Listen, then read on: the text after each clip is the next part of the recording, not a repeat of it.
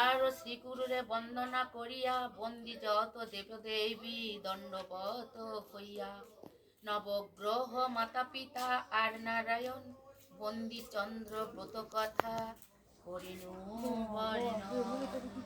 গ্রন্থ আরম্ভ। ক্ষেত্রে যুদ্ধ করি সমাপন যুধিষ্ঠির হইলেন হস্তিনারাজন।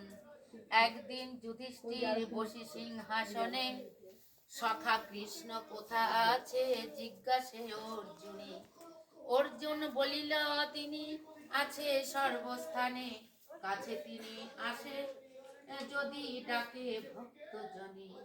অর্জুনের কথা শুনি হস্তিনারাজন এক মনে শ্রীহরিরে করেন শরণ। ভক্তাধীন শ্রী গোবিন্দ ব্যাকুল হইল যুধিষ্ঠির কৃপা করি দর্শন দিল। শ্রীহরিরে বসাইয়া রত্ন সিংহাসনে পাদ্য অর্ঘ্য দিয়া পূজা করিল যতনে। অন্তঃপরে সবে মিলে আলোচনা করে হেন কালে যুধিষ্ঠিরে জিজ্ঞাসা হরিরে। হে গোবিন্দ এক প্রশ্ন জিজ্ঞাসি তোমায়, কি কর্ম করিলে নরগণ সুখী হয়? তোমার শ্রীমুখে ইহা জানিবার তরে বড় অভিলাষ মোর জেগেছে অন্তরে। কৃষ্ণ বলে ধর্মের নন্দন পুরাণের কথা আমি করিব বর্ণন। অবন্তী নগরে ছিল দরিদ্র ব্রাহ্মণ, দেবদ্বীজে ভক্তি ছিল ধার্মিক সুজন। শিখা নামে তার পত্নী সতী সীমন্তিনী, সদা চিন্তা গোবিন্দের চরণ দুখানি। অন্তরে দরিদ্র ছিল সেই দ্বিজ, অত্যন্ত দরিদ্র ছিল সেই দ্বিজ, খাইতে জোটে না অন্ন। কভু উপবাসী কভু ভিক্ষায় ভক্ষণ, ছিন্ন বস্ত্রে করে তারা লজ্জা নিবারণ। অসহ্য দুঃখের জ্বালা সহিতে না পারে, একদিন শেষে দ্বিজ বলে ব্রাহ্মণীরে, শুনো প্রিয়ে আজি হইতে ভিক্ষা না করিব, দেশে দেশে গোবিন্দের খুঁজিয়া বেড়াব। ফিরিব সন্ধান করি কোথা দয়াময়, হাসি মুখে তুমি প্রিয়ে দাও গো বিদায়। ওই যে ওরা দুই ব্রাহ্মণী যে দুজন স্বামী স্ত্রী, এবারে খুব দারিদ্র, তো তারা বলছে না গোবিন্দকেই খুঁজবার জন্য যে শান্তর হচ্ছে। এবারে স্ত্রীর কাছ থেকে তিনি কি করছে, বিদায় নিচ্ছে। ফিরিব সন্ধান করি কোথায় দয়াময়, হাসি মুখে তুমি প্রিয়ে দাও গো বিদায়। শুনিয়া ব্রাহ্মণী বলে কাঁদিতে কাঁদিতে, আমিও যাইব স্বামী তোমার সঙ্গীতে। নারীর জীবনপতি শাস্ত্রের বচন, ছায়া সম তব শনে করিব গমন। দ্বিজবর বলে প্রিয়ে শুনো মোর কথা, তুমি সঙ্গে গেলে হবে তপস্যাতে বাধা। গৃহে থাকি এক মনে ডাকো নারায়ণ, দুঃখ হারি যেন তিনি বিপদ ভঞ্জন। পত্নীর প্রভোধি দ্বিজ বন মাঝে গেল, কাঠুরিয়াদের সাথে সাক্ষাৎ হইল। দ্বিজবর চলে গেল। ব্রাহ্মণে জিজ্ঞাসে তারা করিয়া বিনয়, কি জন্য এসেছ হেতা বলো মহাশয়। দ্বিজ বলে আমি ভাই দরিদ্র ব্রাহ্মণ, করিতে এসেছি হেথা ঈশ্বরের সাধন। ব্রাহ্মণের বলে সব কাঠুরিয়াগণ, ঈশ্বরের তুমি পাও দর্শন। হ্যাঁ, একটা ওই যে বেরোই গেছে এক দুই এখন কথা চলে গেছে অনেকটা? না না না চলে যায় না, ওইটা এই ধানের সরার গিট দেবে। ও আচ্ছা আচ্ছা, এক দুই আছে হ্যাঁ এই যে পাট লেখা এক জায়গায়, আচ্ছা পাটের মধ্যেই তো বোঝা যাবে ওইটা। এক দুই করে লেখা থাকে। ও তাই না? ও আচ্ছা, এখন আসে নাই আসে নাই। আসে না, না আসে ওই এক দুই থাকে। এইখানে একটা লাল কালিতে 6 লেখা, তারপরে 7 লেখা।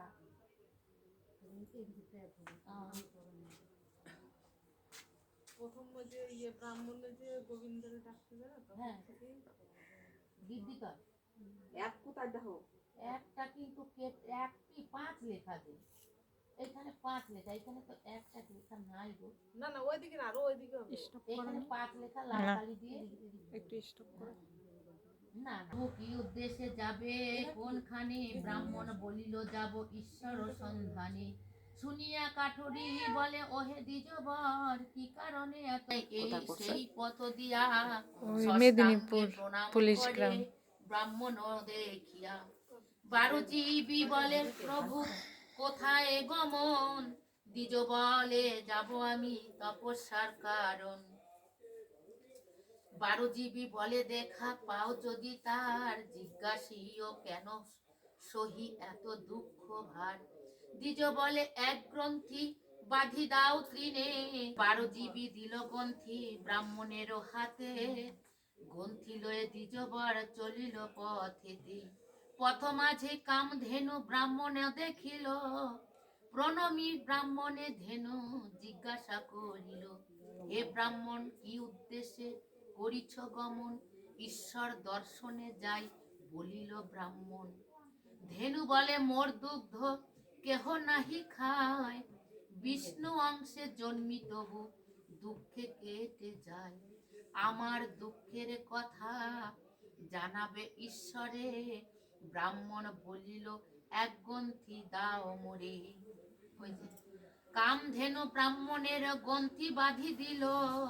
গ্রন্থি লয়ে দ্বিজবার প্রস্থান করিল।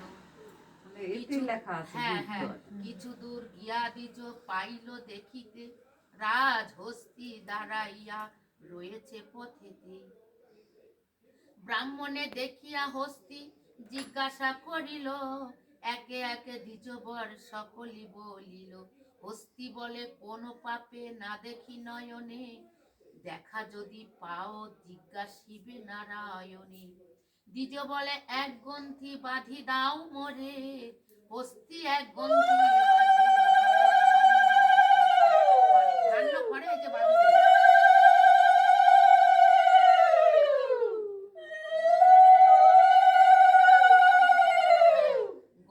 গ্রন্থি লয়ে দ্বিজবর গমন করিল গাভীর অরণ্যে। গভীর অরণ্য মাঝে প্রবেশ করিল।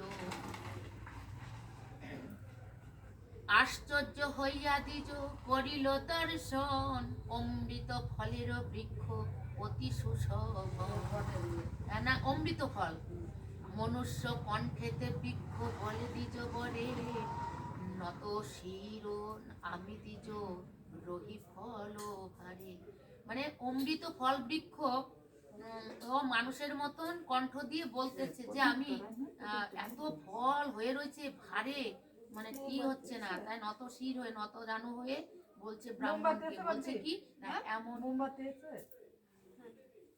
এমন মধুর ফল বিফলেতে যায়। মনুষ্য বা পশু পক্ষী কেহ নাহি খায়। এত মনস্তাপ সহ কি পাপের ফলে, জিজ্ঞাসিবে মোর কথা ঈশ্বরে দেখিলে। ওইবারে ওই অমৃত ফল বৃক্ষ বলছে ব্রাহ্মণকে। তখন আবার ব্রাহ্মণ কি বলছে না, দ্বিজ বলে গ্রন্থি বেঁধে দাও মোর হাতে। বৃক্ষ দিল গ্রন্থি বেঁধে ধান্যেরও ছড়াতে। কিছু দূরে এক নদী দেখিল ব্রাহ্মণ, প্রকাণ্ড কুম্ভীর তাহে ভীষণ দর্শন। নদীর ভিতরে একটি কুম্ভীর দেখল। নারায়ণে দ্বিজ অগ্রসর হইল, কুম্ভীরের নিকটেতে আসি দাঁড়াইল। তেজ পুষ্প কলেবর দেখিয়া ব্রাহ্মণে প্রণমিল বলিল, দিজে করুণ বচনে। এবারে ব্রাহ্মণ রে আবার খুব নতজানু হয়ে খুব আর্তনাদ ভাবে ওই কুমির আবার ব্রাহ্মণকে বলছে, কি বলছে না, কি জন্য এসেছ দ্বিজ, দ্বিজ মানে ব্রাহ্মণ, এ ঘোর কান্তারে, দ্বিজ বলে আসিয়াছি তপস্যার তরে। কুম্ভীর কহিল দুঃখ ভঞ্জি দিবানিশি, আহার জোটে না সদা থাকি উপবাসী। ঈশ্বরের দেখা যদি পাও হে ব্রাহ্মণ, জিজ্ঞাসিও এত দুঃখ সহি কি কারণ। দ্বিজ বলে এক গ্রন্থি বেঁধে দাও মোরে, যাহাতে তোমার কথা মোর মনে পড়ে।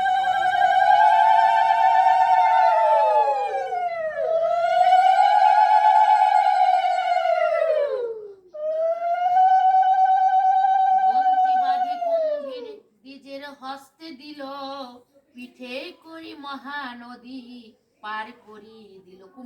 কুমিরের ওই গ্রন্থি দিল, এবারে মাথায় পিঠে করে ব্রাহ্মণকে পার করে দিল। পার হয়ে গেল দ্বিজ নির্জন স্থানেতে, একই মনে নারায়ণে লাগিল ডাকিতে। ত্রিপদী। ব্রাহ্মণ বুঝে মন অন্তর্যামী নারায়ণ, আসে বৃদ্ধ ব্রাহ্মণেরও বেশে, দ্বিজেরও নিকটে আসি বলিছেন হাসি হাসি, ওহে বাপু বাড়ি কোন দেশে, কি জন্য এসেছ হেতা, পুনরায় যাবে কোথা, সবিশেষ বল দেখি মোরে, তোমারে তোমারে কাতর হেরি, ছুটে এনু তাড়াতাড়ি, কিবা দুঃখ বল সবিস্তারে। পড়ায় বৃদ্ধেরও শুনিয়া কথা দরিদ্র ব্রাহ্মণ, এবার বৃদ্ধ, সেই বৃদ্ধর কথা বলছে, একে একে সব কথা করে নিবেদন, নারায়ণ পদে সব জানাবার তরে, আসিয়াছি আমি এক দুর্গম কান্তারে। বৃদ্ধ বলে ওহে বাপু